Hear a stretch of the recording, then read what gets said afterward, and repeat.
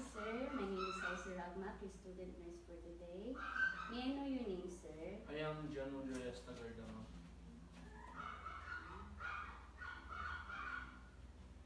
When is your birthday, sir? April 16, 2007, ma'am.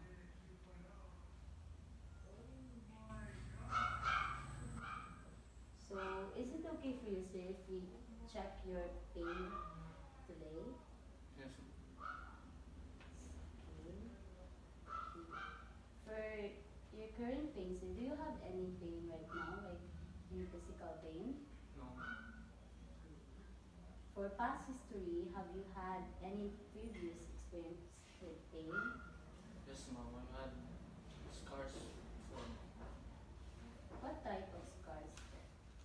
Yung mga dagko mga scars, ma'am. Pero healed ka pa ka, sir? Yes, ma'am. Does anyone in your family experience pain? Yes, ma'am. Like what type of pain do you experience? Mainly things, ma'am, like emotionally and physical. How does pain affect your families? How does pain affect your family? Pain affects my family. Kaya, ma'am, nang dili kayo makalihok-lihok. So what are your concerns about the pain's effect on your general activity? I'd say the same things upon ng dili makalihok-lihok. How about in your mood or emotions? I'd say maka-affect the So how about in your concentration? Like with schools, work? Yes, ma'am. So how about your physical ability? Also affect them. Dili kayo hindi ko makakuha. Okay. So do you have work karon, sir? Or any work do you have? Does pain affect? Yes, ma'am. How about in relations with other people?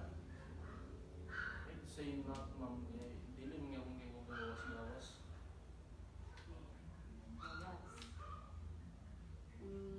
In your sleep po. It also affects, ma'am, kay side sakit sa mga tubig. So how about appetite? Pag magkaon, sakit ba? So for the last one po, how about in enjoyment of life? It also affects, ma'am. Also affects them. Okay, so that's all. So far, sir, this is all about your history, di ba? This is do I clarify it? Yes, ma'am. Okay. So based on my observation and assessment, pain affect your life mentally lang, not totally physically, it's history naman. So there's nothing to worry about, just relax lang. So that's all. Okay, thank you. Thank you, ma'am. Okay. So okay na po imong ano, sir, pain assessment. So for the next one, we will be checking your skin assessment. Is it okay for you, sir, if we will check your skin? Yes, ma'am.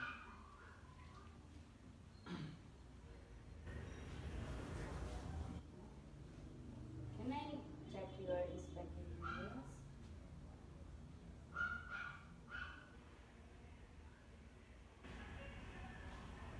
One. So, okay. So do you have any redness or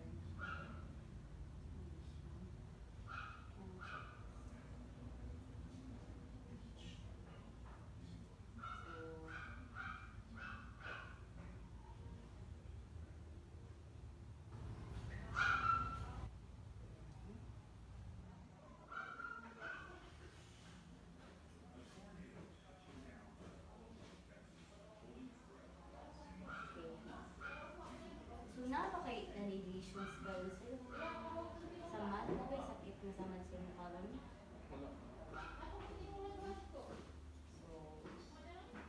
Can I check your elbow?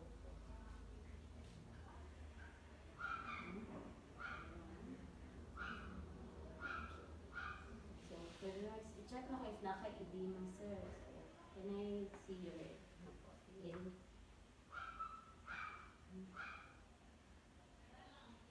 Nag-check ko sa din sa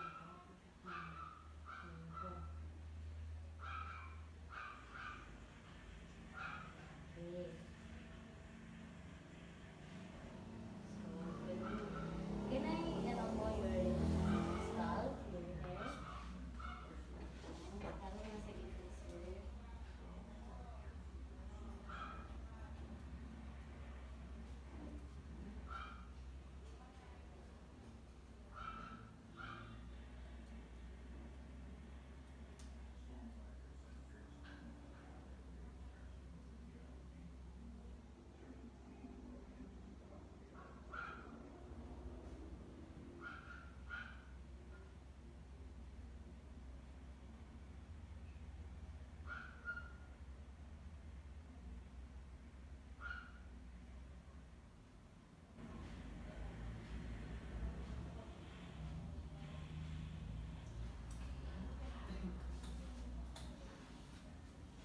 So, for the next one, sir, if I check, can I touch your face po?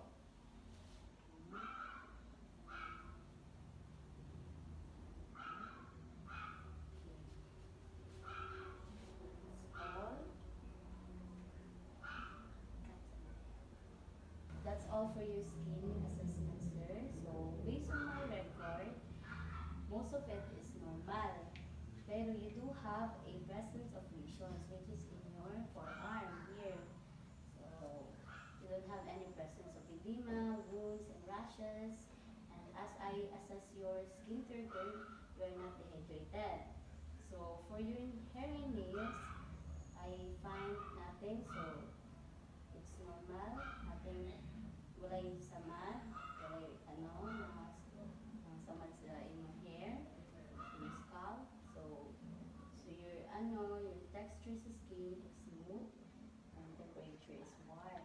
So as I observe the skin color, you are a medium brown. So that's all for your result process.